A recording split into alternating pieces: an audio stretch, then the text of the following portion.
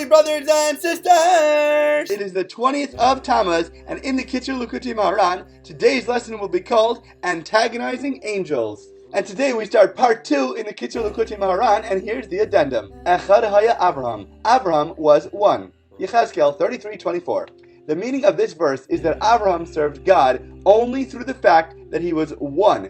In other words, he acted as if he were the only person in the world, and he did not look at all the other people who diverged him from God's will and who impeded him, nor did he look at his father and his other opponents. Instead, he acted as if he were the only one in the world and he was alone. This then is the meaning of the verse, Abraham was one. In the same way, it is impossible for anyone who wishes to enter into the service of God to succeed except by adopting this approach. He should think to himself that there is no one else in the world but him, and he should not look at anyone who impedes him, such as his father or his mother, his father-in-law and mother-in-law, his wife, his children, or the like. Nor should he look to any of the impediments that come from people outside who mock him, tempt him, or impede him from the service of God. For a person must not take heed or look at these people at all. Instead, he should just fulfill Abraham was one, as if he were the only person in the world. When we have this approach, things like jealousy, hatred, and anger easily disappear. There is no one else in the world. Therefore, anything and everything that happens is simply God communicating with me. Teaching number 1.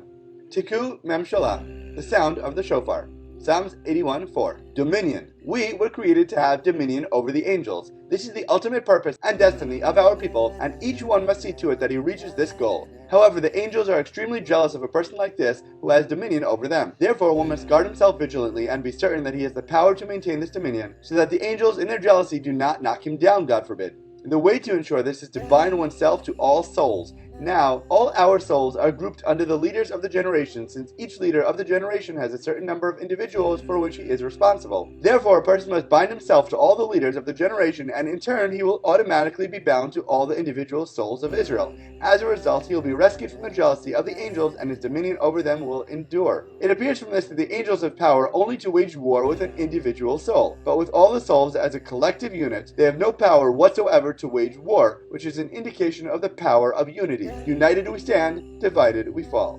It is necessary, however, to know and to recognize who these leaders are, for there are many leaders whose rank and dominion is entirely the result of their brazenness. As our sages of blessed memory said, brazenness is kingship without a crown.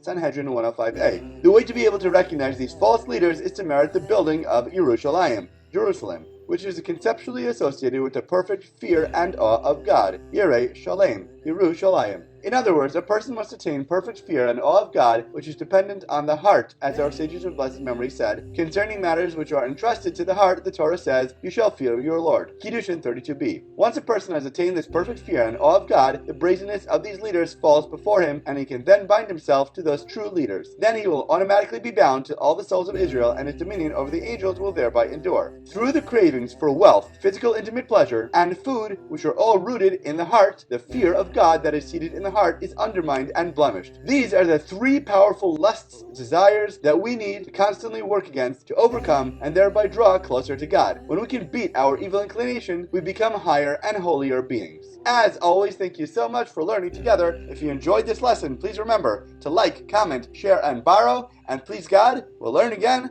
tomorrow.